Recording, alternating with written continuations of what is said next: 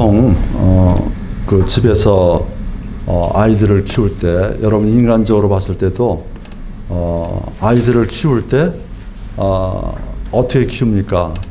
이 아이가 이 다음에 자라나서 좀 훌륭한 아이가 되고, 그죠?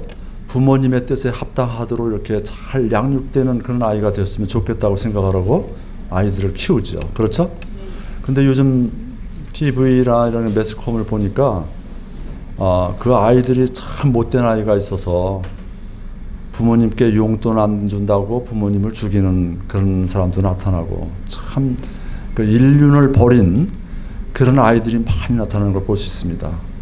그러면서 그런 걸 보면서 우리는 뭐라고 생각하냐면, 그 아이는 어려서부터 그 부모로부터 양육을 제대로 받지 못했구나, 제대로 된 교육을 받고 제대로 성장하지 못했구나 하는 걸 생각을 해봅니다.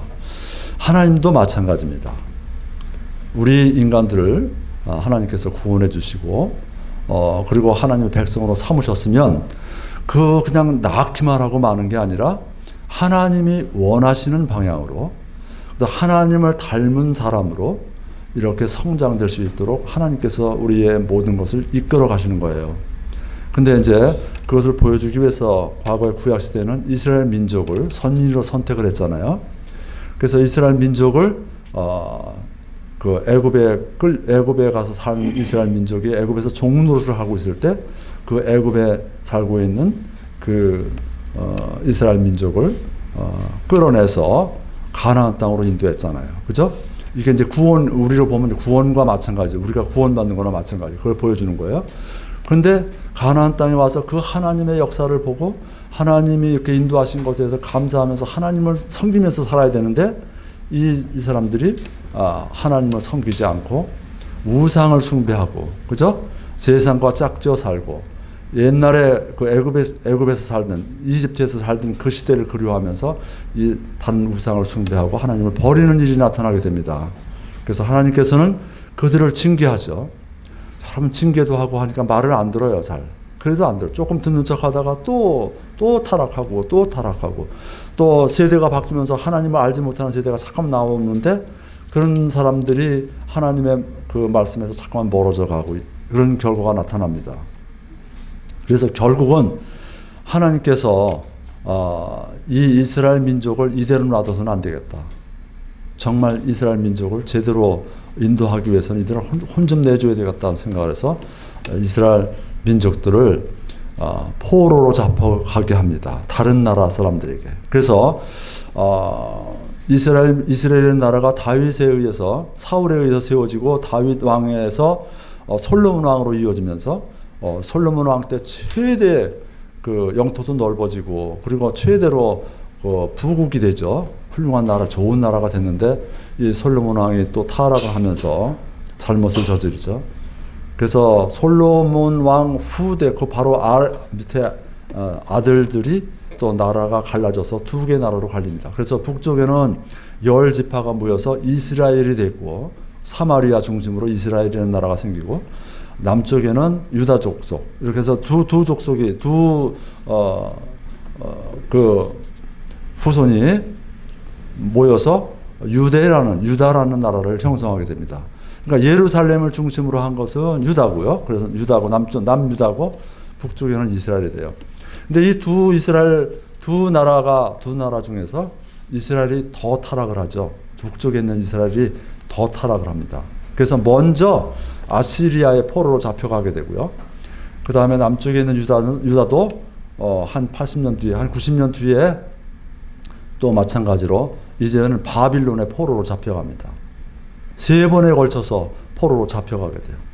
그래서 잡혀갔는데 그 포로 생활을 하다가 이제 하나님께서 또 그들을 돌이키고, 그들이 눈물로 기도하고 회개하고 하기 때문에 또 70년간의 포로 생활을 끝마치고 또 귀환을 시킵니다. 그래서 자기 나라로 돌아가게 하죠. 그래서 이렇게 하나님께서는 징계를 내려서 포로로 잡아가게 혼나게 하다가 또 그들을 또 불쌍히 그냥 버리지 않고 그들을 다시 회개시켜서 또 새롭게 가게 하기 위해서 또 불러들이고, 이렇게 이런 하나님이십니다. 근데 지금 오늘 읽은 거 에스겔서 36장에 있는 이 내용들은 그런 이미 이루어진 것이 아니고, 그 이스라엘 민족이 나중에 어떻게 돼요? 그 이스라엘 민족이 또 타락을 하죠. 또 자기들의 의의를 내세우고 메시아로 오신 예수님을 거절하잖아요. 하나님의 아들로서 정말 세상을 이스라엘 민족을 구원하기 위해서 이 땅에 오시는 그 예수님을 거절하고 십자가에 달려 돌아가게 만들잖아요. 죽게 만들잖아요. 그래서 그 이후로 완전히 이스라엘이 로마의 정복이 돼가지고 세계 각곳으로 흩어져서 정말 어려운 그런 일을 지금도 겪고 있죠.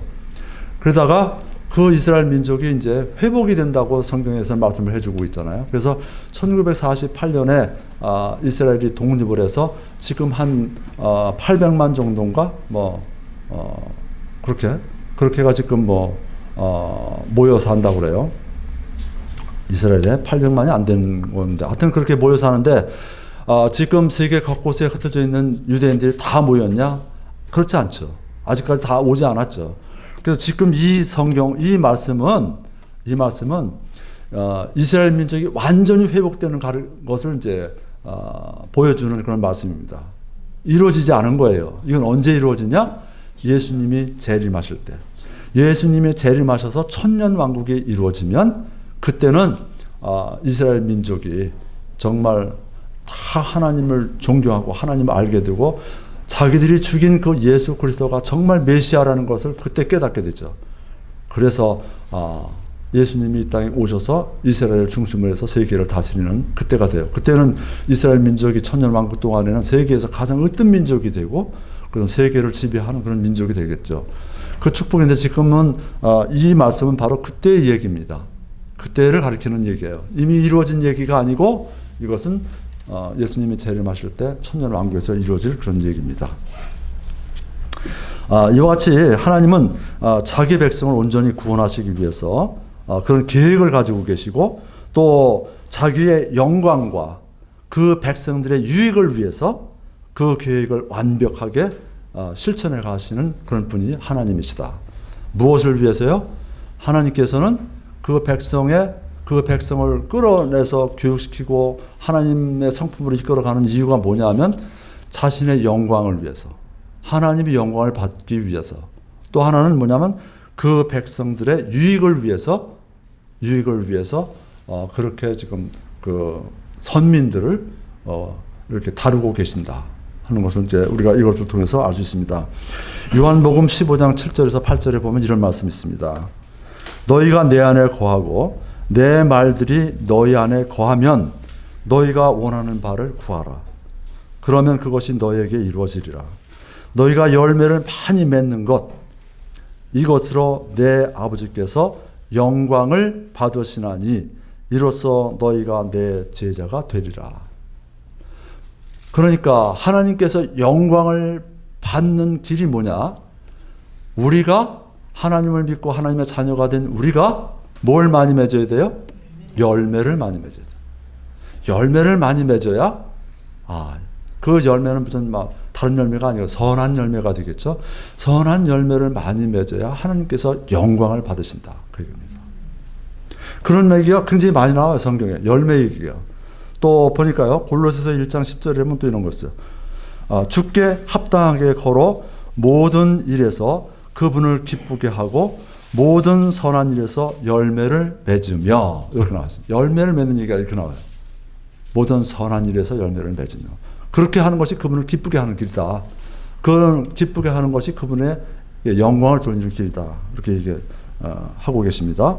또 여러분 잘 아시는 대로 갈라디아서 5장 22절에 보면 성령의 9가지 열매가 있죠. 이 성령이 9가지 열매, 사랑과 기쁨과 화평과 오래 참음과 부드러움과 선함과 믿음과 온유와 절제, 이런 것이 성령의 열매. 이런 것들을 우리 하나님의 자녀가 된 우리 이 성도들이 그 삶 속에서 그런 열매를 많이 맺으면, 그죠? 그러면 그것이 바로 하나님께 영광을 돌리는 길이다. 그런 얘기입니다.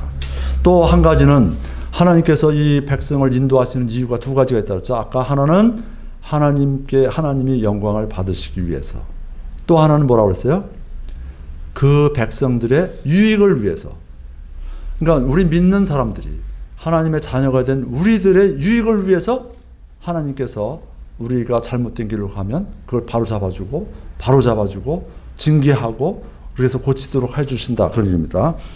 성경 히브리서 12장 10절에 보면 이런 말씀이 있습니다.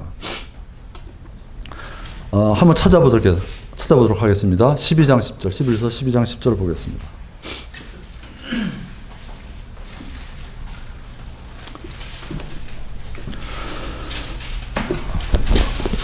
진실로 그들은 며칠 동안 자기들이 기뻐하는 대로 우리를 징계하였거니와 그분께서는 우리의 유익을 위해 하시나니 이것은 우리가 자신의 거룩함에 참여하는 자가 되게 하려 하심이라.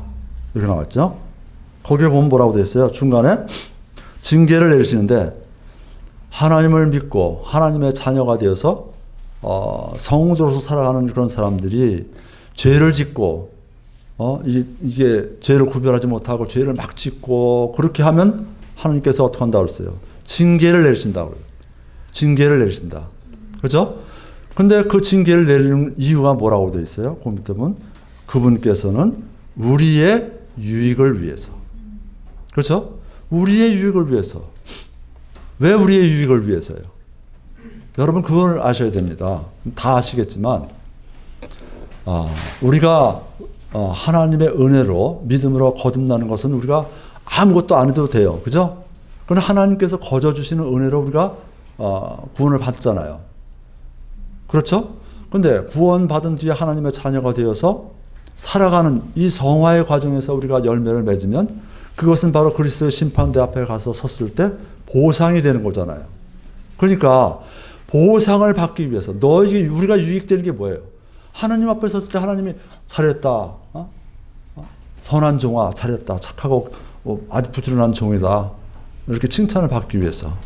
하나님 나라에 갔을 때도요. 우리가 똑같이 대우받는 거 아니에요. 우리가 천국에 하나님의 자녀가 되어서 하나님의 말씀으로 확실하게 거듭났으면 천국에 들어가는 건 다 가죠. 근데 거기서 그리스도 심판대 앞에서 상을 받는 사람과 못 받는 사람의 차이는 굉장히 클 거라고 생각을 해요. 한번 여러분 생각해 보세요. 저는 이번에 그 성지 순례를 가면서 그 로마를 방문했습니다. 로마 교황청이죠. 로마 교황청. 거기를 좀 바티칸 거기를 가봤더니요. 거기 들어가 다른 걸 본 거 기억이 별로 안 나요. 근데 뭐가 기억이 나냐면 사도 바울이 그 목배임을 당하고, 그죠? 그 로마 황제에게 죽임을 당해서 목을 이게 참수당했잖아요. 그것을 그 기념하는 그거가 있더라고요. 목 잘라진 것도 이렇게 만들어 놓고 또 그분이 거기 이렇게 죽었을 때 그 목을 잘라서 그 머리가 3번 이렇게 튕겨져 나갔다 그래요. 떨어져서. 그 3번 튕겨져 나간 자리가 거기서 뭐 물이 나온다. 샘물이 나왔다. 그래서 샘을 그걸 이렇게 다 이렇게 표시해 놓은 그런 걸 이제 보기도 했습니다. 그런 사도 바울 온 몸을 자기의 모든 것을 다 바쳐서 정말 죽으면서까지 그 복음을 증거하고 그러다가 죽은 그 사도 바울하고 우리들하고 똑같이 하늘나라에서 대접받는다? 이건 하나님의 공의가 아니라고 생각을 합니다. 분명히 다를 거예요. 그러니까 우리의 유익을 위해서 그러니까 그리스도 심판대 앞에 섰을 때 보상을 많이 받고 칭찬받게 하기 위해서 하나님께서는 우리들을 선한 길로 이렇게 인도하신다. 잘못된 길로 갔을 때 징계를 주시고 선한 길로 인도하신다. 여기 보면 그런 말 있죠. 그들은 며칠 동안 자기들이 기뻐하는 대로 우리를 징계하였거니와. 그런데 이 징계는 부모가 내리는 징계예요. 부모가 애들 잘못해서 징계를 내리잖아요. 징계를 내리는 이유는 뭐냐? 그 부모의 마음을 기쁘게 하게 하는 그런 삶을 살게 하기 위해서 그를 징계하고 때리고 그러잖아요. 그런데 하나님께서는 그게 아니라 우리의 유익을 위해서 징계를 내리신다.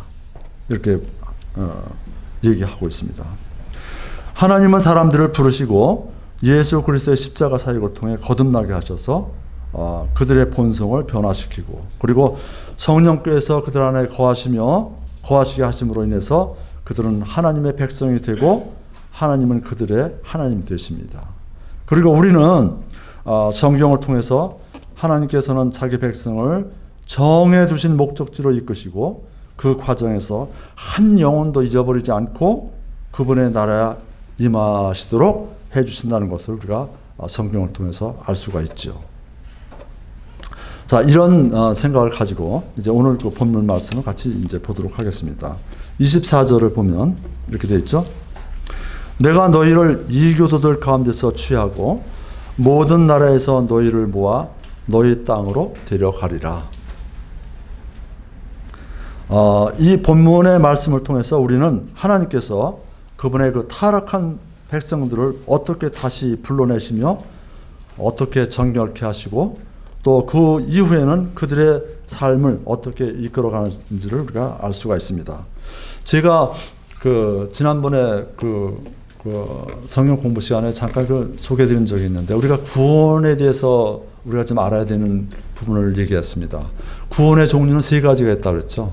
크게 구원은요 세 가지가 있습니다. 하나는 뭐라 그럴까요? 하나는 죄의 형벌로부터의 구원이라고 했어요. 죄의 형벌로부터의 구원. 두 번째는 죄의 영향력으로부터의 구원. 그 다음에 세 번째는 죄의 존재로부터의 구원. 이렇게 세 가지가 있다고 했어요. 여러분 죄 지은 사람이 가는 곳은 어디예요? 지옥이죠. 그런데 예수 그리스도를 믿고 예수 그리스도가 이 땅에 오셔서 우리들의 모든 죄를 대신 짊어지고 돌아가셨다는 사실을 확실하게 믿어서 거듭난 사람은 우리가 지은 죄 때문에 지옥에 가는 그 형벌을 면하게 되죠. 그것이 바로 뭐예요? 그게 죄의 형벌로부터의 구원이에요. 그것이 바로 제일 첫 번째 예수 그리스도를 믿는 사람들이 겪어야 될 과정이에요. 요걸 통해서 하나님의 자녀가 되는 거죠. 그렇죠?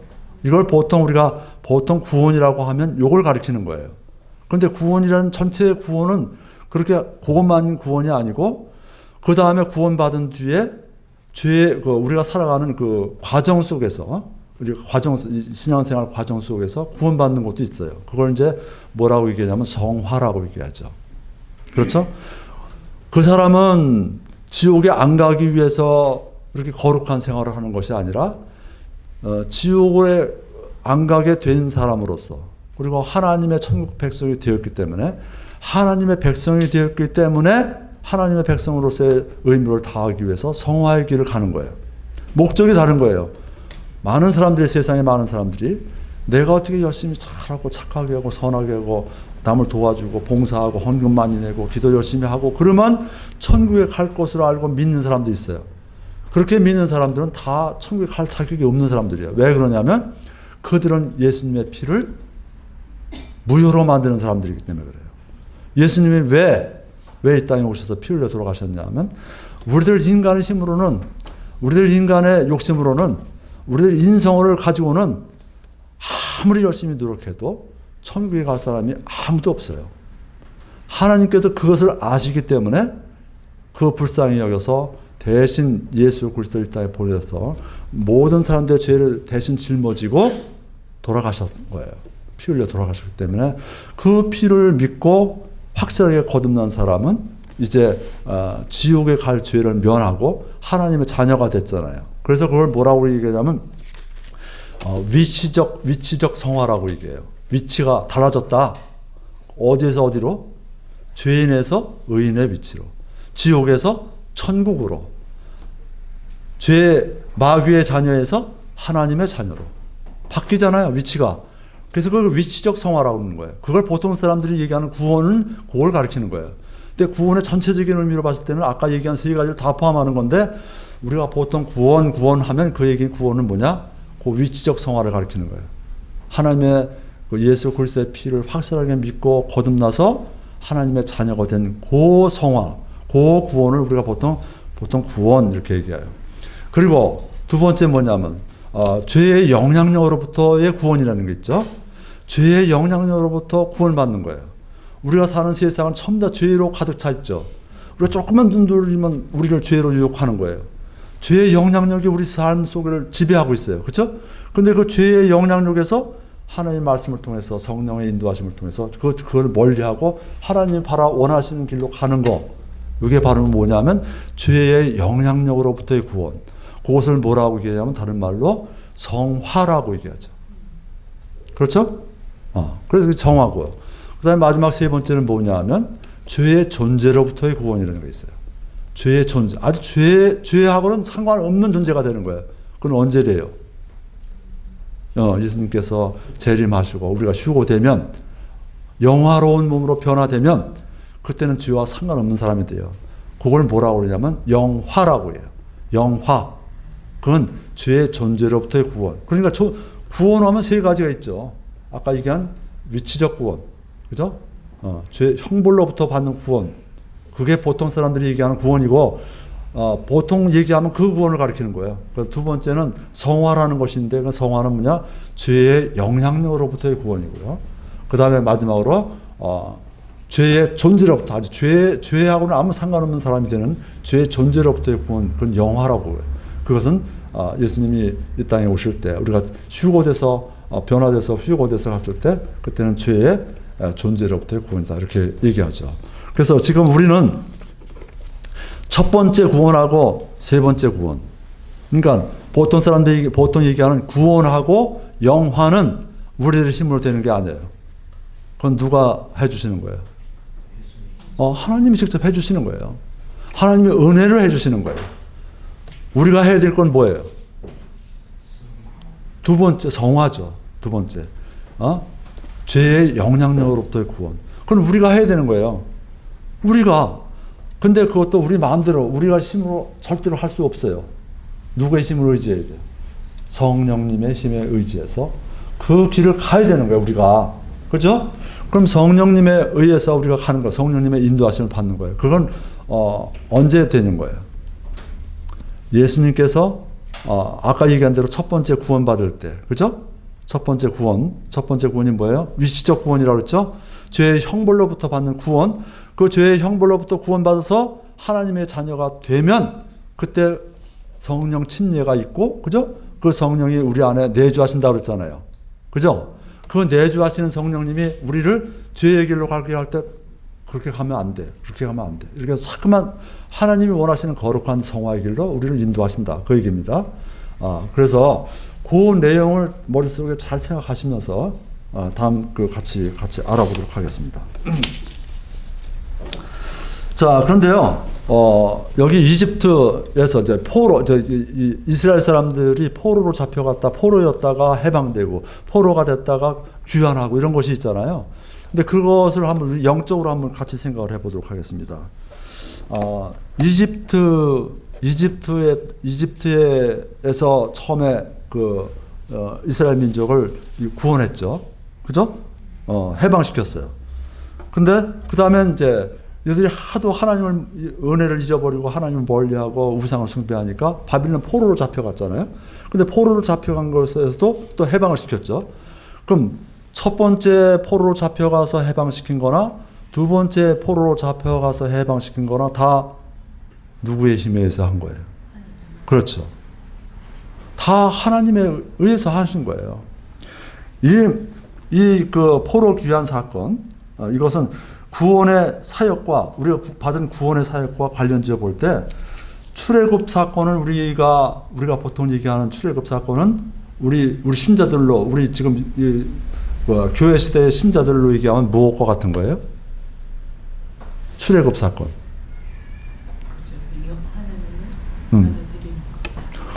우리가 구원받는 거잖아요. 죄에서 죄의 형벌로부터 구원받는 거예요. 그 죄악 속에서 빠져서 그냥 죄의 노예가 돼서 이렇게 가는 그런 생활에서 구원받잖아요. 그러면 그것도 누구의 힘에 의해서 된다고 그랬어요, 아까. 그건 하나님이 해주시는 거잖아요. 그러니까 출애굽 사건도 하나님이 해주시는 거고, 우리가 구원받는 것도 그 출애굽은 바로 뭐냐면 우리가 구원받는 것에 대한 그림자잖아요. 우리가 이 신약 시대에 교회 시대에 구원받는 것에 대한 그림자예요. 그러니까 우리가 구원받는 것도 하나님이 해주시는 거고. 그죠? 그들이 구원받은 그 선민인데도 불구하고 하나님을 멀리해서 하나님이 다시 포로로 잡혀갔다가 그 포로를 다시 귀환시킨 것도 그것도 하나님이 하셨잖아요. 하나님의 능력이죠. 우리도 마찬가지예요. 우리가 구원받았지만 구원받은 우리가 하나도 죄를 안 짓고 그냥 열심히 잘 사냐고요. 그렇지 않죠? 시시때때로 알게 모르게 알게 짓는 것도 있고 모르게 짓는 것도 있고 죄 속에 빠졌다고 또. 근데 그런 것도 어떻게 회복시켜서 다시 징계를 내리고 회복을 시켜서 다시 바른 길로 가게 하는 분도 바로 누구예요? 하나님이시잖아요. 성령 하나님이 도와주시잖아요. 그것도 마찬가지예요. 그러니까 출애굽 사건, 바빌론 포로 그것이 다 하나님의 능력에 의해서 해주신 것처럼 우리가 구원받고 세상 속에서 죄악 속에서 빠졌을 때 그것을 다시 회복시키는 것도 하나님께서 해주신 거다. 하나님의 능력이다. 구원의 능력으로 봤을 때, 구원의 사역과 관련돼 봤을 때 다 하나님께서 해주신 거다. 그런 얘기입니다. 두 번째 봤을 때는 구원의 능력, 아까 얘기했지만 이 구원 사역도 하나님의 사역이고 구원의 능력도 하나님의 능력으로 하는 거예요. 우리 능력으로 할 수 없어요. 여러분, 출애굽했을 때 이스라엘 민족들이 자기들 힘으로 나올 수 있었어요? 어림도 없었죠. 누가 도와주셨어요? 하나님이 모세를 통해서 기적을 통해서 파라오를 항복시켰잖아요. 그죠? 항복시켰기 때문에 가능한 거예요. 꼼짝 못하게 하고 구원시켰잖아요. 그러니까 그 능력도 하나님의 능력에 의해서 구원받는 거예요. 우리도 마찬가지예요. 우리도 지금 이제 신약시대에 사는 우리 모든 사람들이 하나님의 말씀을 통해서 이렇게 구원받는 것도 하나님의 능력이에요. 하나님의 능력이 없으면 우리가 구원을 받지 못한 거죠. 그것도 하나님의 능력이고요. 또 이스라엘 민족이 죄를 지어서 포로가 돼서 바빌론의 포로가 돼서 그렇게 70년 동안 고생하다가 다시 귀환시킨 것도 그건 누구예요? 하나님의 능력인 것처럼 우리들도 세상을 살아가면서 많은 죄를 짓고 이렇게 형편없이 살아갈 그런 세상에서 구원받게 하고 하나님 성화의 길을 걷도록 인도하시는 것도 하나님의 능력에 의해서 가능하다.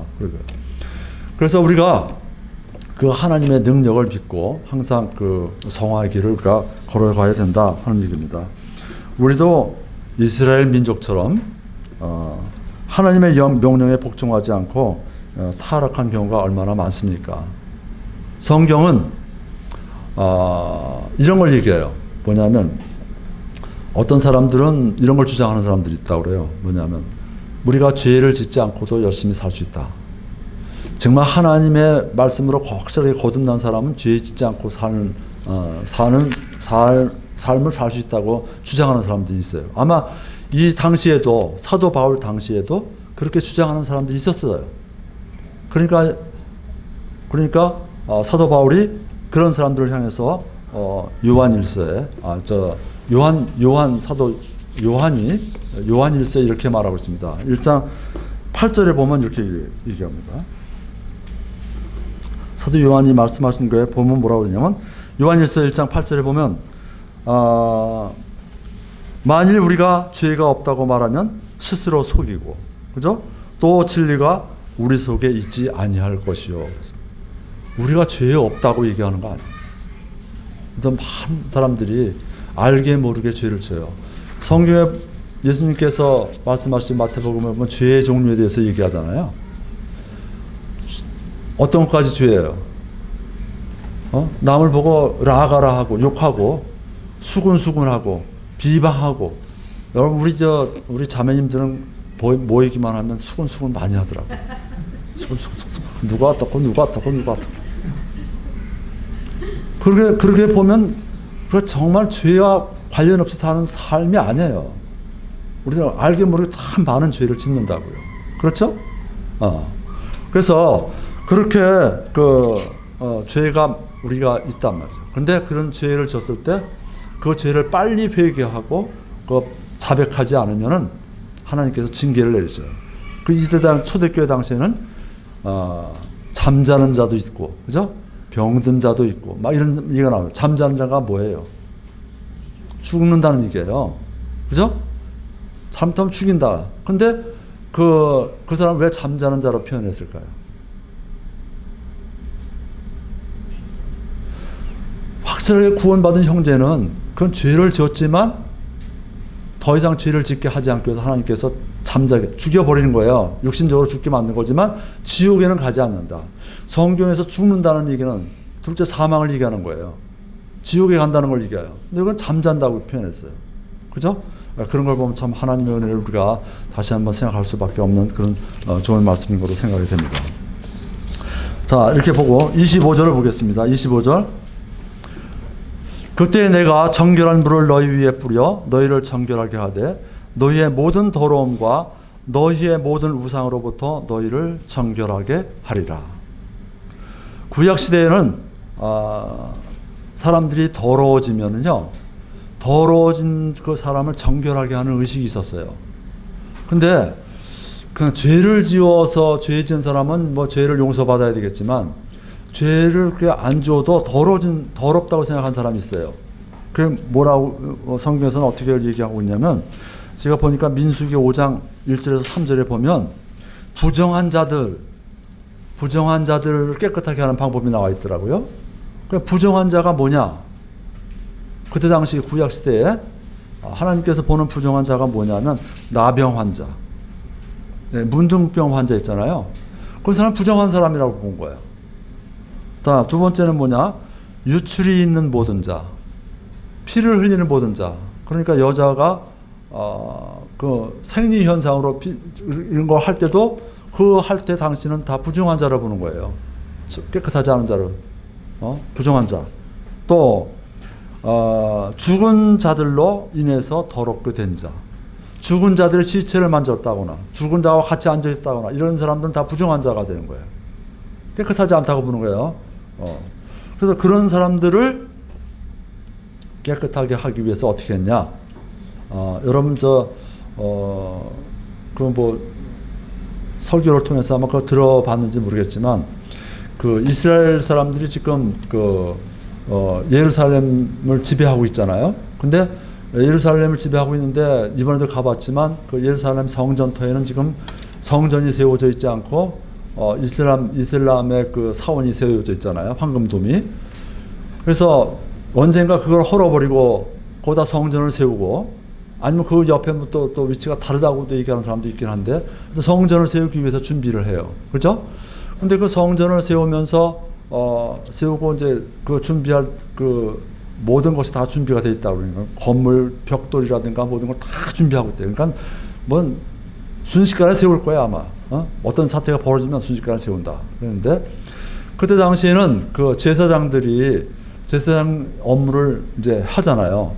제사장 업무를 해야 되는데 제사장 업무 가운데서 가장 중요한 게 뭐냐면 제사장은 부정하면 안 되는 거예요. 시체를 만졌거나 무슨 피를 뭐 흘렸거나 뭐 하여튼 그런 이렇게 부정한, 아까 얘기한 그런 거, 나병 환자를 접촉했다든가 이런 건 다 부정한 자예요. 그런 사람들을 깨끗하게 하기 위한 방법이 뭐냐면 붉은 암송아지, 흠이 없는 붉은 암송아지를 제물로 바쳐서 하나님께, 그리고 그걸 불로 태워가지고 재를 만들어요. 그 재를 만들어서 그 재를 물에다 담가놓으면 이제 물이 처음에는 뿌렸지만 잘 가라앉겠죠.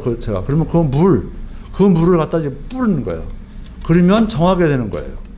그런 의식이 하나님께서 만들어 주신 거예요. 모세를 통해서. 그래서 여기 바로 그거예요. 내가 정결한 물을 너 위에 뿌린다. 그 얘기는 구약 시대는 그렇게 해서 뿌렸다. 그 얘기예요. 그래서 너희를 정결하게 하되 너희의 모든 더러움과 너희의 모든 우상으로부터 너희를 정결하게 하리라. 그런 얘기입니다.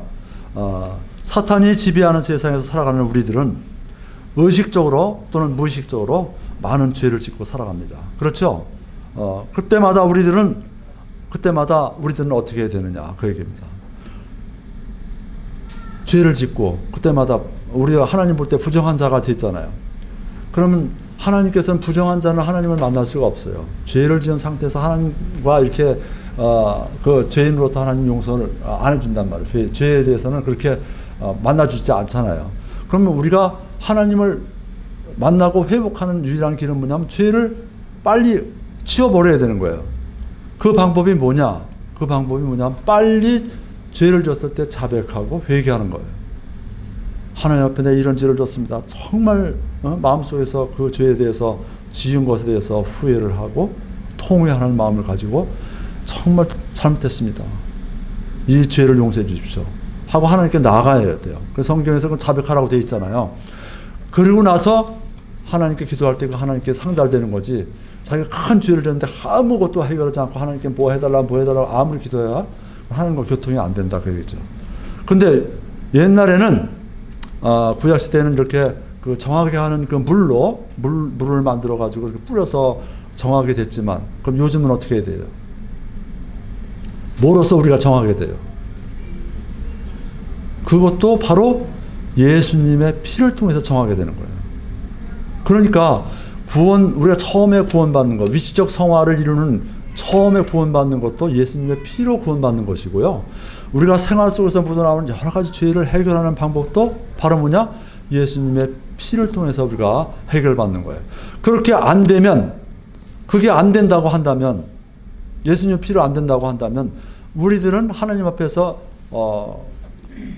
모든 죄를 용서받고 하나님의 백성이 될 수가 없어요. 영원한 속죄가 된 게 아니에요. 우리가 구원의 안전보장이라고 얘기하죠. 우리의 구원은, 하나님께서 주신 구원은 그게 뺏어가는 일도 없고 그 다음에 무효가 되는 일도 없다고 하잖아요.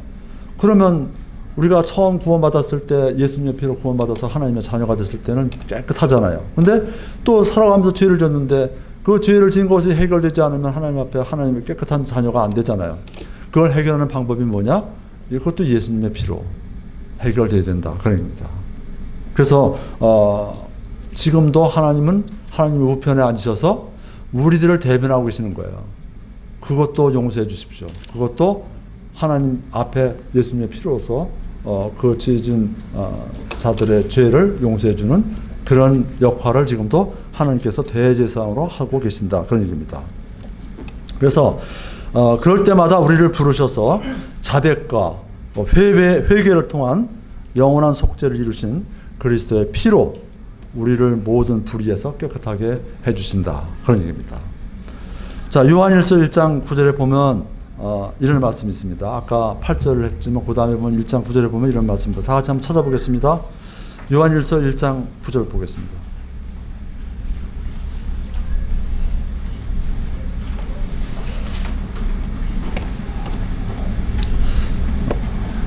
찾으면 같이 읽어보겠습니다. 만일 우리가 우리의 죄들을 자백하면 그분께서는 신실하시고 의로우시고 우리의 죄들을 용서하시며 모든 불의에서 우리를 깨끗하게 하시느니라. 이것이 없으면 우리가 참 신앙생활을 못하겠죠. 그죠? 그러니까 우리가 신앙생활을 제대로 하고 하나님이 원하시는 성화의 길을 가고자 하면 우리가 죄에 대해서 민감해져야 돼요. 이게 뭐 하나 잘못했을 때 말 한마디를 형제 자매들한테 막 말 한마디라도 이렇게 뭐라 그럴까요? 좀 서운하게 하든지 아니면 막 해버렸다든지 그럴 때 내가 이거 온유하지 못하구나. 내가 형제 자매를 사랑하는 마음으로 대하지 못했구나. 딱 뉘우침이 와야 돼요. 가슴에 와서 내가 잘못했구나. 그래, 그런 걸 즉시 그때마다 하나님 앞에 자백하고 그래서 용서받고 그리고 바르게 하나님 앞에서 신앙생활을 해야 된다. 그 얘기입니다. 자, 그 다음에 26절을 보겠습니다.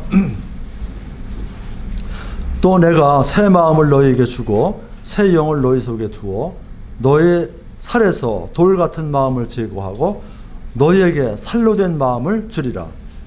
여기서 돌은 뭘 가리키는 거예요? 돌 같은 마음이라 돌은 무슨 마음이에요? 딱딱한 굳은 마음이죠. 아주 굳은 마음이야. 굳은 마음. 굳은 마음. 아무리 얘기해도 하나님이 아무리 이렇게 얘기를 해도 그 말씀을 받아들이지 않는 거예요. 굳은 마음. 그죠? 그 다음 살 같은 마음은 뭐예요? 굳은의 반대. 부드러운 마음. 그죠? 부드러운 마음 줘서 하나님이 탁 하면 제가 잘못했구나. 잘못했습니다. 딱 받아들이고 회개하고 돌아가고 이렇게 가는 거죠. 하나님 이렇게 하라고 그러면 그대로 받아들이는 거예요. 이유되고 뭐 되고 자꾸만 자기 의견을 주장하고 이렇게 따지는 게 아니라 그 부드러운 마음이 되면 그냥 받아들이는 거예요. 누가 얘기를 해도 그 얘기를 귀담아 들으면서 이해하려고 노력을 하고 이렇게 받아들이는 자세가 되는 거죠. 그게 부드러운 마음이에요. 하나님의 목적은 단순히 자기 백성을 징벌했다가 그걸 용서해주고 회복시키는 대로 그치는 게 아니에요. 하나님의 목적은 항상 그런 과정을 통해서 새로운 길로 자꾸만 더 전진하도록 하는 거예요. 우리가 점점 더 어떻게 되는 거예요? 성화가 되기를 바라는 거예요. 이스라엘 백성을 이렇게 다루는 과정을 보면 똑같은 거예요. 회복만 시켜주는 게 아니라 더 하나님 앞에 하나님의 백성으로서 성화되기를 바라는 것이죠. 여기에 보면은 새 마음이라는 게 나오죠. 새 마음을 주고 새 영을 너희 속에 둔다고 나왔어요. 이게 마음은 우리가 보통 마음을 얘기할 때 마음이 뭐야? 이렇게 하면 참 어려운 거죠. 마음이 뭐라고 표현하기 이렇게 대답하기가 쉽지 않죠. 사람을 두 부분으로 나눈다면 몸과 마음이죠. 그죠? 그럼 몸과 마음에서 나눌 때는 그 마음인데 그 마음을 제가 찾아보니까 이렇게 표현됐더라고요. 사람의 자연 상태에서의 내부 중심이다. 자연적인 상태에서 볼 때 내부의 중심이 바로 마음이고, 그리고 모든 삶의 능력이 나오는 저장고이며, 그 다음에 사람의 이성적, 영적 본성의 중심지로 말과 생각과 행동의 선과 악의 근원지이다. 이 마음이, 선과 악이 전부 다 어디서 나오는 거예요? 마음에서 나오는 거예요. 그게 마음이라고 이렇게 표현합니다. 자, 그 다음에 여기서 보면 새 영을 너희에게 준다는데, 영은 뭐냐? 영. 참 이게 삼위일체를 설명할 때도 우리가 보통 굉장히 어렵지만 사람도 삼중적인 존재라고 되어 있잖아요. 영과 혼과 육으로 되어 있다고 그러잖아요. 그죠? 이 영과 혼과 육을 설명할 때도 참 어려운 거예요. 이게 쉽지 않더라고요. 근데 성경은 뭐라고 얘기하냐면 영은 성경에서 찾아보니까 그 다른 이렇게 관련된 성경을 보면 영은 뭐냐면 그 하나님을 의식하는 기관이에요. 하나님을 의식하는 기관이에요. 우리 인간의 모든 기관 가운데서 하나님이 계시구나. 하나님 이런 분이구나. 하나님을 의식하는 기관이 영이에요. 그리고 영적인 것을 추구하고 그리고 판단하는 기관이에요. 그래서 우리가 보통 믿음을 가지고, 그죠? 믿음을 가지고 소망을 가지고 그리고 경외를 하고 찬송하고 기도하고 하는 모든 것들은 바로 뭐냐면 영에서 나오는 거다. 그게 바로 영이다 이거죠. 영적인 활동이다. 하나님을 의식하는 기관이에요. 그런데 여기서 새 마음과 새 영을 너에게 준다 그러는데 이 새 마음과 새 영은 이게 따로따로 이렇게 분리해서 얘기한 게 아니라 그걸 통틀어서 너 인간의 인성을 가리키는 거야. 인성 전체를, 그죠? 전 인격을 가리키는 거예요. 전 인격을 가리켜서 이렇게 설명을 해주는 거예요. 그러니까 내가 새 마음을 너희에게 주고 새 영을 너희 속에 두어서 너의 살에서 돌 같은 마음을 제거하고 너에게 살로 된 마음을 주리라 이렇게 했어요. 그래서 여기에 보면 그 새라는 형용사가 이렇게 첨부가 됐는데 이 새라는 말을 들으니까 항상 처음 것과는 다른 어떤 새로운 반대되는 개념으로 우리가 생각하는 경우가 있는데 여기 새라는 말은 이렇게 생각하면 돼요. 뭐냐면 우리가 옛사람과 새사람이라는 말을 많이 쓰잖아요. 우리 옛사람은 어떤 게 옛사람이야?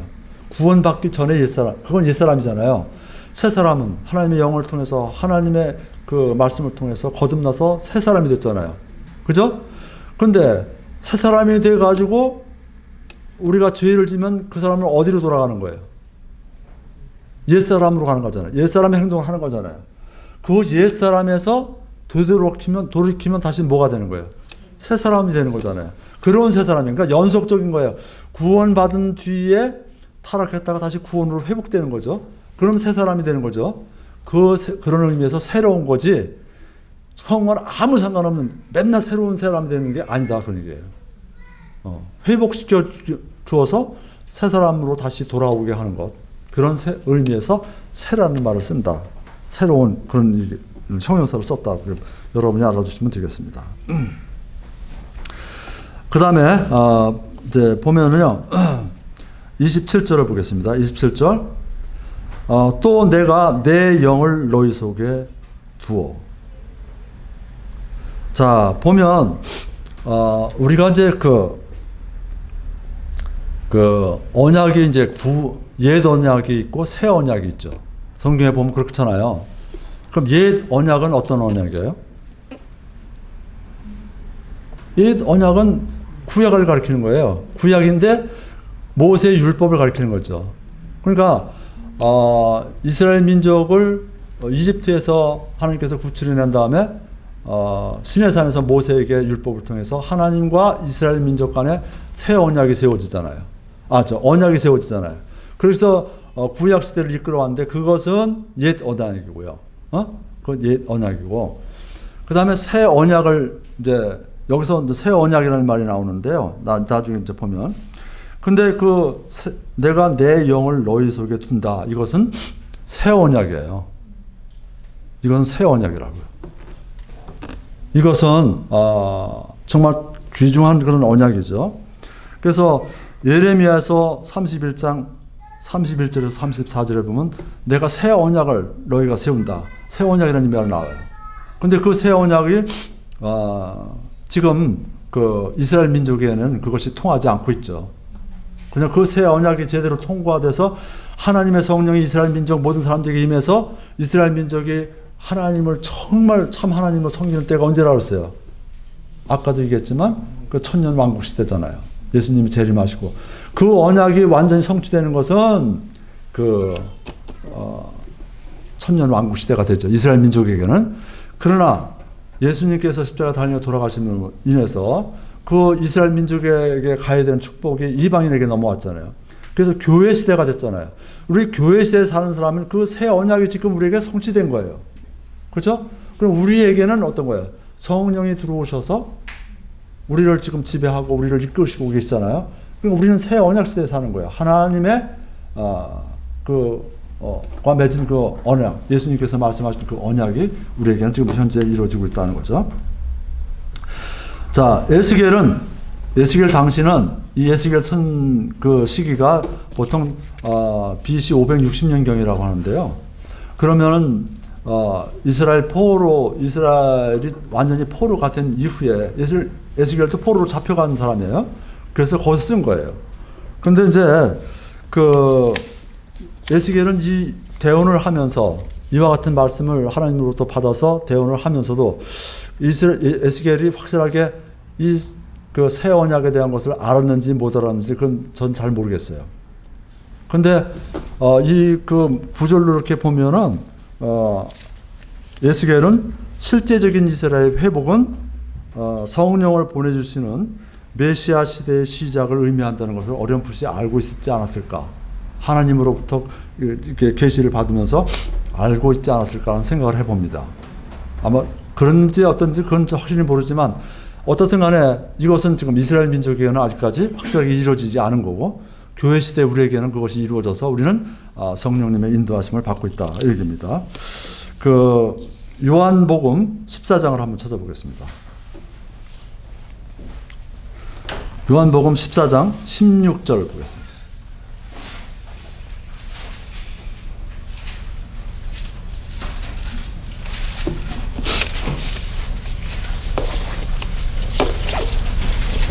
찾으셨으면 다 같이 읽어보도록 하겠습니다. 16절, 17절입니다. 내가 아버지께 구할 터인즉 그분께서 다른 위로자를 너희에게 주사 그분께서 영원토록 너희와 함께 거하게 하시니 곧 진리의 영이시라. 세상은 그분을 받아들이지 못하나니 이는 세상이 그분을 보지도 못하고 알지도 못하기 때문이라. 그러나 너희는 그분을 아나니 이는 그분께서 너희와 함께 거하시며 또 너희 속에 계실 것이기 때문이라. 이건 누가 얘기하는 거예요? 예수님이 직접 말씀하신 거예요.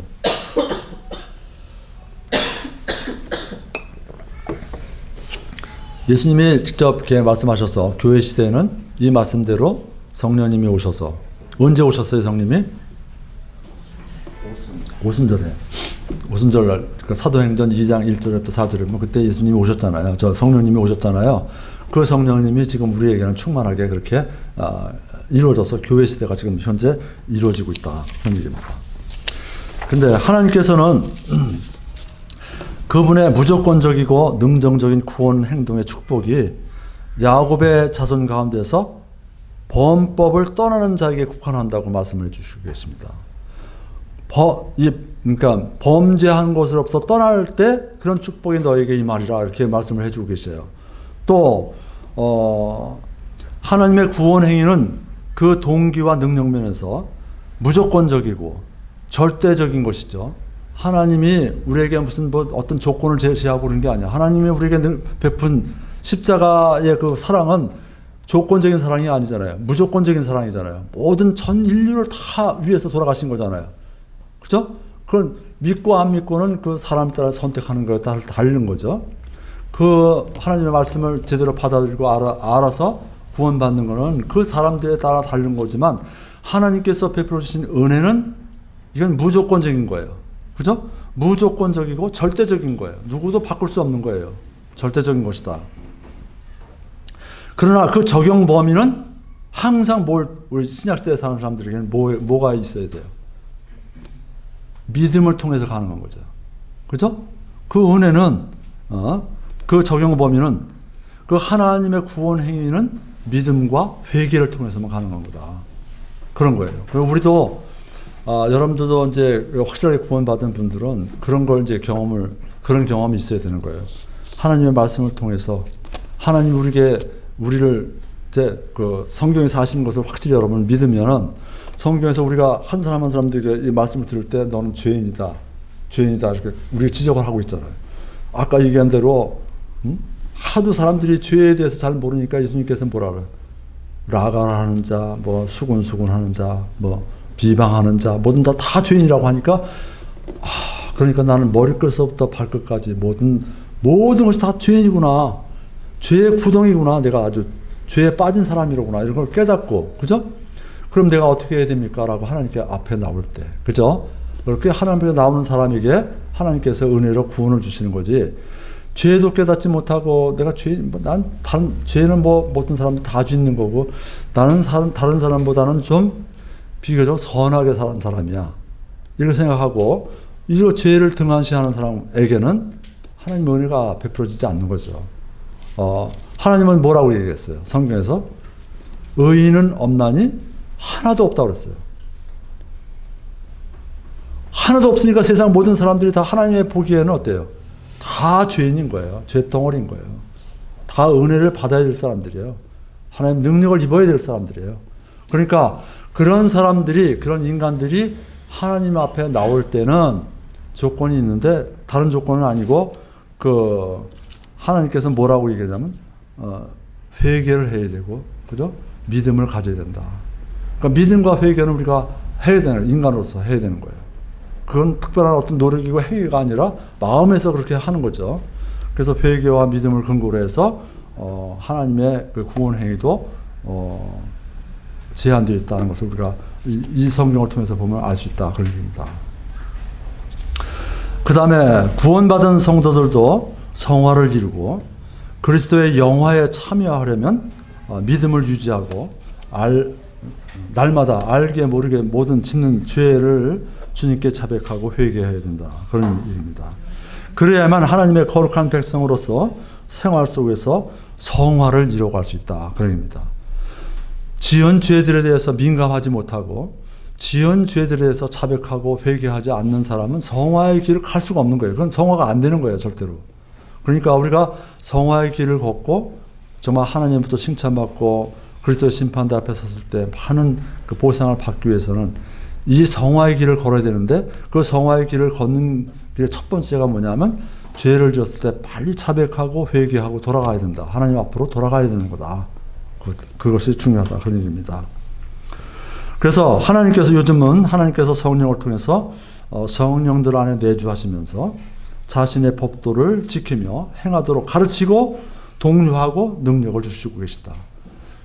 여러분 그런 걸 그전하고 다른 걸 느끼잖아요. 이렇게 보면 옛날에 하나님을 믿고 구원받기 전에는 그냥 별로 그렇게 죄를 져도 그렇게 심상하게 깊이 생각하지 않고 있는데 요즘 굉장히 민감해져 가지고 이거 죄를 짓고 불안하죠, 마음이.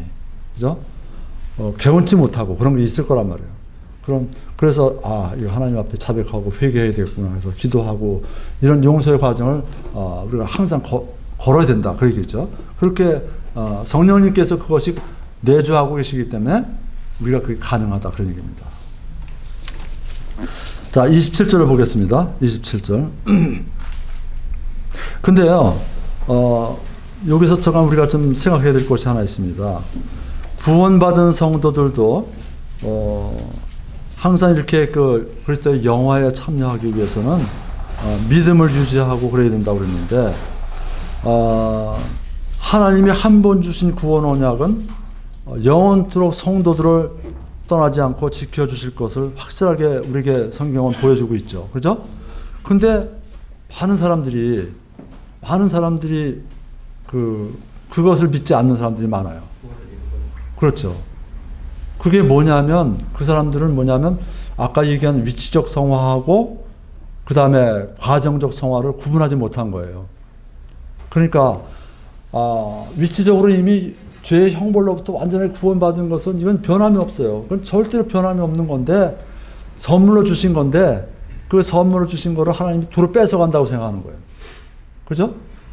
그렇게 잘못된 거예요. 그럼 성경에서 한번 찾아보도록 하겠습니다. 에베소서 2장 8절에 보면 이런 말씀이 있습니다. 성경에서 한번 알아보면, 시간이 없으니까 제가 그냥 말씀드릴게요. 여러분 들어보세요. 에베소서 2장 8절에 보면 구원은 하나님의 선물이라고 되어 있어요. 그죠? 구원은 하나님의 선물이다. 왜? 이건 누구든지 자랑치 못하게 하려 합니다. 그런 말이 나오잖아요. 근데 로마서 11장 29절에 보면 이런 말씀입니다. 하나님의 선물들과 부르심에는 뜻을 돌이키는 일이 없느니라 이렇게 되어 있습니다. 그러니까 하나님이 구원의 선물로 주셨는데 또 로마서 11장 29절에는 선물들과 부르심에는 뜻을 돌이키는 일이 없느니라. 그러니까 하나님이 한 번 주신 구원을 뺏어가거나 그런 일은 절대로 없다는 거예요. 그걸 확실하게 믿어야 되는데 이런 걸 잘 믿지 못하고 이렇게 내가 평생도록 죽으라고 구원을 얻기 위해서 노력하고 힘써야만 구원을 얻는 거로 착각을 하는 사람도 있어요. 이게 구원받은 뒤에 우리가 바르게 신앙생활을 해야 되는데 아까도 얘기했지만 그것은 성화의 과정인데 그 성화는 상급과 관계된 거다. 그리스도의 심판대 앞에 섰을 때 하나님으로부터 받을 상급에 관한 것이지 그것은 지옥 가고 안 가고 하는 그거와는 상관이 없다. 하는 것을 여러분이 꼭 기억을 해 주시기 바랍니다. 27절을 보겠습니다. 27절 너희로 하여금 내 법규 안에서 걷게 하리니 너희가 내 판단의 법도를 지켜 행하리라. 여기서 판단의 법도라는 말이 나오잖아. 판단의 법도가 뭐냐면 하나님의 판단에 의한 공의와 정의, 그것을 하나님의 법도라고 해요. 하나님이 공의로 생각하시고 하나님이 정의라고 하시는 것, 이것이 하나님의 판단의 법도죠. 그것을 이스라엘 사람들에게는 십계명으로 주신 거예요. 그죠? 그게 하나님의 법도잖아요. 십계명으로. 근데 그 십계명을 이스라엘 사람들은 또 더 연구해서 몇 개를 만들었다고 했어요? 613개로 만들었어요. 그래서 참 굴레를 많이 만들었죠. 근데 하여튼 어떻든 간에 그런 하나님의 법도를 지켜 행한다. 그럽니다. 어떨 때? 새 영이 임하고, 그죠? 그 이스라엘 사람들 지금은 제가 이번에 이스라엘 갔는데 거기서 얘기하는데 보니까 이스라엘 사람 가운데서 정말 하나님을 믿는 사람은 7%도 안 된다고 그래요. 그럼 나머지는 뭐예요? 나머지는 그냥 다 하나님 이거 뭐고 없는 거야. 그냥 막 사는 거예요. 그리고 지난번에 보면은 퀴어 축제도 있었다고 그러잖아요. 세계 퀴어 축제. 세계 동성애 축제를 이스라엘 땅에서 했단 말이죠. 25만. 그런 나라예요. 근데 그는 지금 하나님하고 상관없어요. 내가 볼 때는. 정말 가봐도 정말 완전히 하나님하고 상관없는 민족이더라고요. 근데 그런 민족이 지금 여기 이 말씀에 따라 의하면 어떻게 되나 회복이 돼서 여기 있는 것처럼 판단의 법도를 하나님이 주신 법도를 잘 지켜 행하게 된다. 언제 되는 거예요? 아까도 얘기했지만 천년왕국 때. 그때 하나님의 영이 퍼부어가지고 이스라엘 모든 사람들이 회개하고 우리가 죽인 그 그리스도가 우리를 구원하기 위해서 오신 그 메시아다라고 통곡을 하면서 하나님 앞으로 돌아왔을 때 그렇게 되면 하나님의 영이 그들 안에 내주해서 그들을 하나님의 법도를 지키는 좋은 민족으로 계속 이끌어 가신다. 그런 얘기입니다.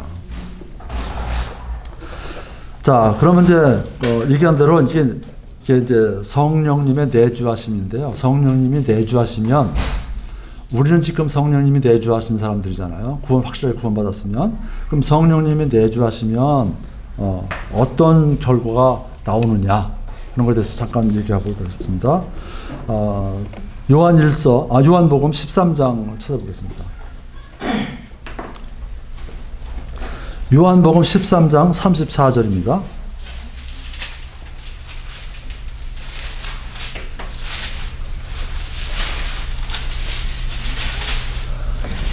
다 찾으셨으면 같이 읽어보겠습니다. 내가 새 명령을 너에게 주노니 너희는 서로 사랑하라. 내가 너희를 사랑할 것 같이 너희도 서로 사랑하라. 그러니까 성령님이 내주하시면 어떻게 되느냐? 첫 번째는 서로 사랑하게 된다. 서로 사랑하는 거예요. 마태복음 22장 35절부터 40절에 보면 이런 말씀이 있습니다. 바리새인 가운데 율법사들이 예수님께 찾아와서 예수님을 시험하기 위해서 예수님께 질문을 합니다. 뭐라고 질문하냐면 그 율법 가운데서 가장 큰 명령이 뭡니까? 라고 했을 때 예수님이 뭐라고 얘기하셨어요?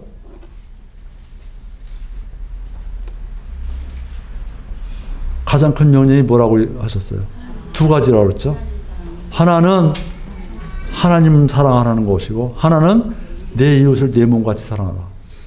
모든 선지자의 모든 글이 여기에 다 집중돼. 요거 때문에 집중된 거다. 요거를 표현하는 것이다라고 이렇게 얘기를 해주십니다. 그러니까 그걸 보면 하나님은 사랑하는 거고 그 다음에 이웃을 사랑하는 거고 그걸 또 한마디로 표현하면 뭐예요? 그냥 사랑이잖아요. 사랑. 그죠? 성경에 찾아보니까요. 사랑이라는 말이 굉장히 많이 나와요. 사랑이라는 말이 성경 전체에서 567계절이 있더라고요.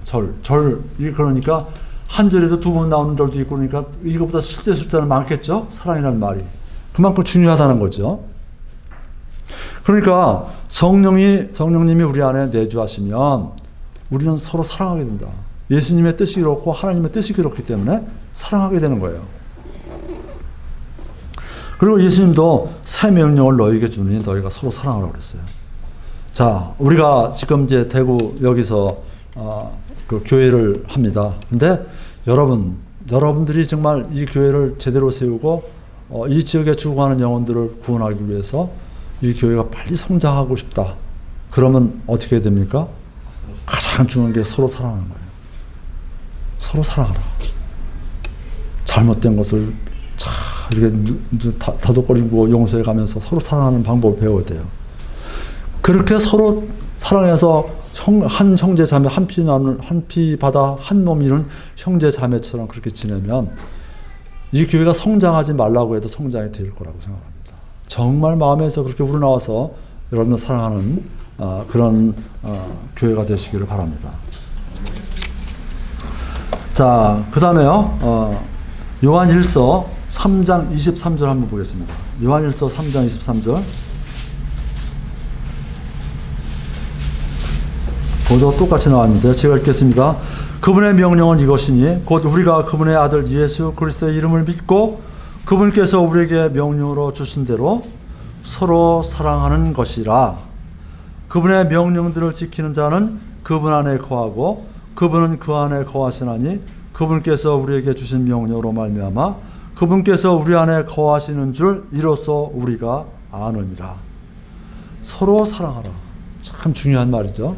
네, 서로 사랑하라. 이와 같이 해서 성령님이 우리 안에 내주하시면 그 결과는 사랑으로 나타난다. 그러니까 서로 사랑하지 않고 서로 다투고 싸우고 막 하면 이게 성령님이 내 안에 내가 성령님의 이 요구를 지금 잠깐 멀리하고 있구나 생각을 하셔야 돼요. 빨리 회개하고 돌아와서 자백하고 형제 자매들을 사랑하는 마음으로 돌아가야 됩니다.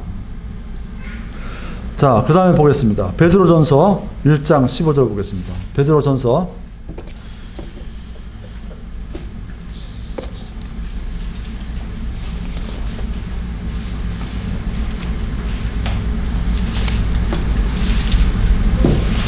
베드로전서 1장 15절에서 16절 보겠습니다. 같이 봉독하겠습니다. 오직 너희를 부르신 분께서 거룩하신 것 같이 너희도 온갖 종류의 행실에서 거룩할지니라. 기록된 바 내가 거룩하니 너희도 거룩하라 하셨느니라. 성령님이 내주하심의 결과 두 번째 뭐냐? 이게 어떻게 보면 첫 번째가 될 수도 첫 번째라고 생각을 해요, 사실은. 근데 거룩하라는 거예요. 여러분, 거룩하다는 말 속에는 참 많은 의미가 들어가 있을 거예요. 거룩한 사람은 남을 미워할까요? 안 미워할까요? 어? 남을 이렇게 불쌍히 여기고 미워하는 마음이 없을 거예요. 그죠?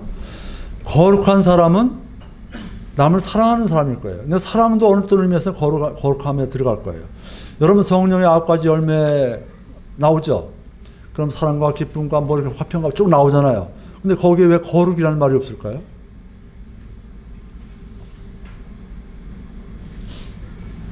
저 그걸 많이 생각해 봤어요.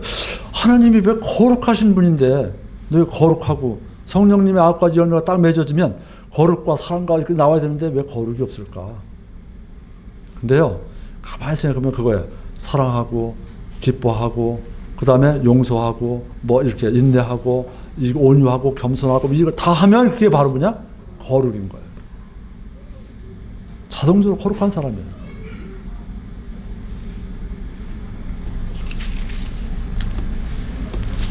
근데 성경에서 이 거룩한 것을 찾아봤더니요, 속성 가운데, 하나님의 속성 가운데 제일 많아요. 아까 사랑은 567계절이라고 하는데요, 거룩은 무려 얼마냐면요, 제가 일일이 찾아봤어요. 찾아보니까, 몇 개가 나오냐면 643계절이에요. 643계절에서 거룩이라는 말이 나와요.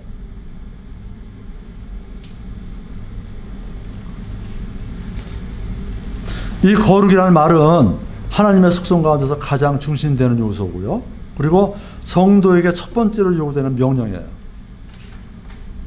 그 거룩이라는 말의 의미가 뭐예요? 여러분 많이 아시죠? 거룩하다. 거룩하다. 그럼 뭐예요? 의미가? 구별된다. 그죠? 구별된다. 분리된다. 구별된다. 그 다음 깨끗하게 한다. 깨끗하다. 그 다음에 유일하다.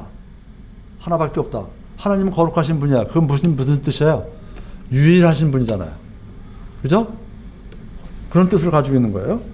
그래서 거룩하게 된다는 것은 뭐냐면요, 이런 거예요. 첫 번째는 하나님의 소유가 되는 거예요.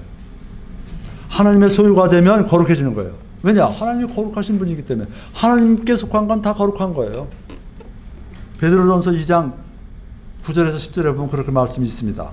거룩하게 되는 것, 하나님의 소유가 되는 것이 나와 있어요. 제가 지금 시간이 없으니까 다 찾아보진 못하겠습니다. 한번 찾아보세요. 두 번째는 뭐냐면 하나님에게 접붙이는 거라고 그래 있어요. 하나님에게 접붙이는 거. 예수님께서 뭐라고 했어요? 이스라엘 민족을, 사도 바울이 우리 이방인 구원받은 자들에게 뭐라고 표현했어요? 너희는 원가지에서 잘려져, 원가지에 접붙여진 자라고 그랬잖아요. 우리는 원래 돌 감람나무인데, 그죠?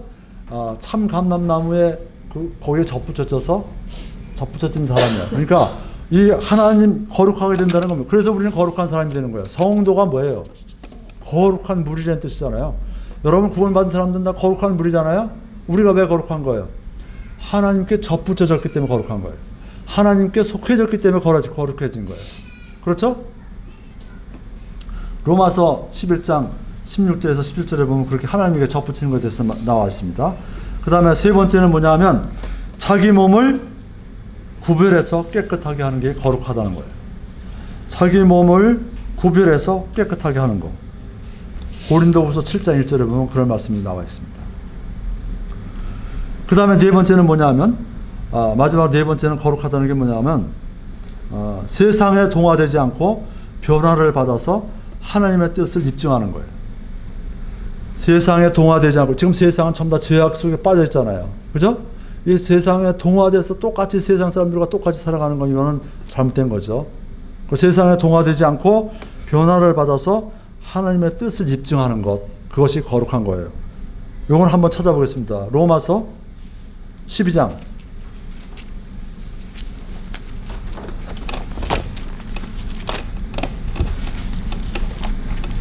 로마서 12장 1절에서부터 2절까지 보겠습니다.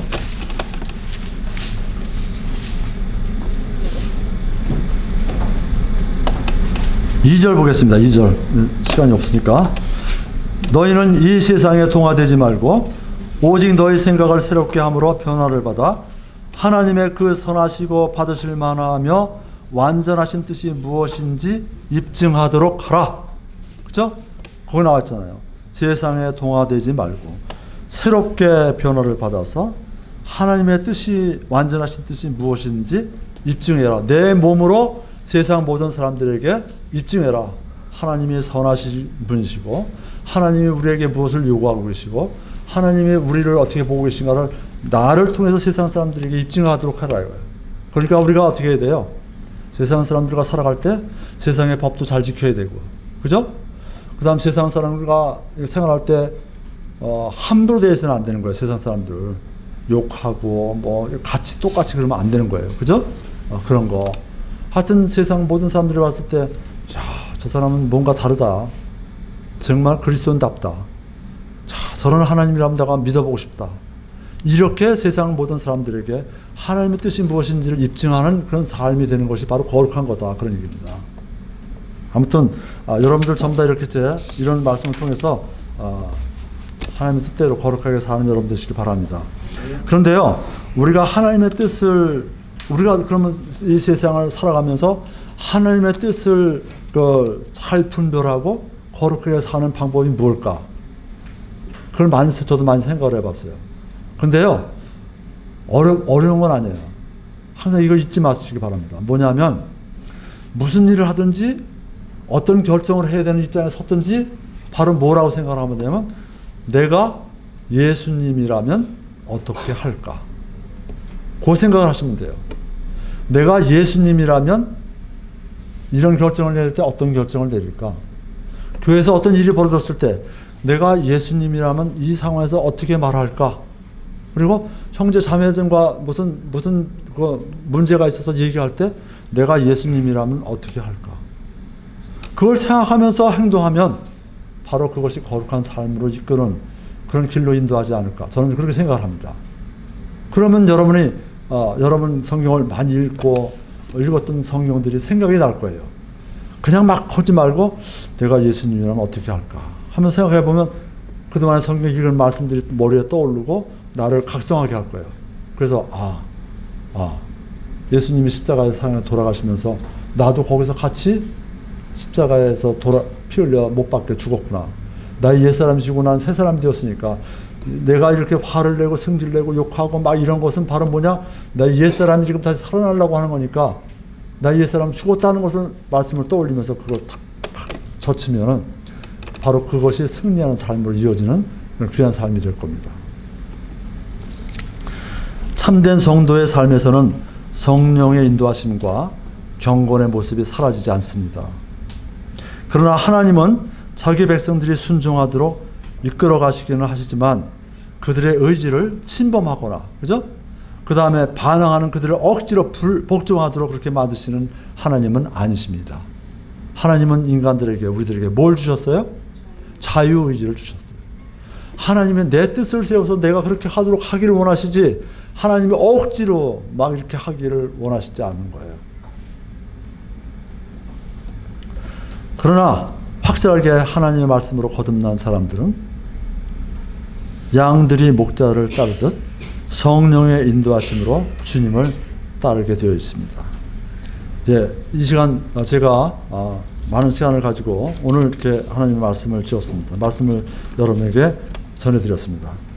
하나님께서는 요약을 해보면 이런 말씀입니다. 결론을 내리겠습니다. 출애굽을 통해서 자유를 주신 이스라엘 백성들이 하나님만 신뢰하고 의지하면서 살아가기를 원하셨지만 그들은 그 같은 구원을 등한히 여기고 잊어버리고 다른 우상을 숭배함으로 인해서 바빌론의 포로로 잡혀가는 징계를 받았습니다. 그렇죠? 그러나 완전히 포기하지 않으시고 그들을 다시 불러서 은혜를 베푸셔서 하나님의 법도를 지키며 살아가는 거룩한 백성이 되게 하셨습니다. 마찬가지로 그 큰 은혜를 받아서 구원을 받은 우리들도 때때로 이스라엘 백성들처럼 하나님의 은혜를 잊어버리고 세상 죄에 빠질 때도 있습니다. 주님께서는 그때마다 자백과 회개를 통해서 또는 징계를 통해서 주님께로 돌아오는 성도들에게 은혜를 베푸시고 새로운 마음을 주시며 성령의 내주하심을 통해서 하나님의 영광과 그리스도인들의 유익을 위해서 살도록 성화의 길로 인도하셔서 하나님의 거룩함에 동참하게 하십니다. 그리스도인들은 하나님의 뜻을 기뻐하지만 유혹에서 완전히 자유롭지 못합니다. 밖으로는 세상과 싸우고 안으로는 육신과 싸웁니다. 주님의 은혜를 생각하면서 주님의 은혜로 승리할 때는 기뻐하지만 실패할 때는 슬퍼하게 되죠. 때로는 신앙생활을 포기하고 싶은 유혹도 오기도 합니다. 그렇지만 그렇게 할 수 없다고 결론을 내리게 됩니다.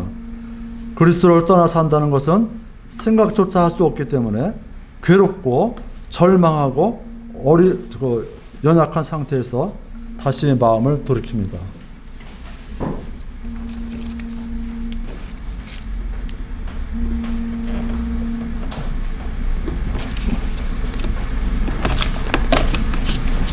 받지 마세요. 그냥 꺼주세요. 그래서 그리스도를 떠나 산다는 것은 생각조차 할 수 없는 일이죠. 그리스도인들이 확실하게 구원받은 사람들이라고 하면. 그래서 그럴 때는 우리는 이제 그렇게 되면 이제 괴롭고 그리고 절망하고 연약한 상태가 되지만 우리는 다시 마음을 돌이킵니다.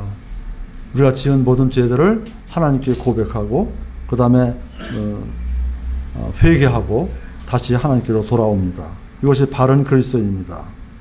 죄를 짓지만 죄 가운데 오랫동안 머물지 아니합니다.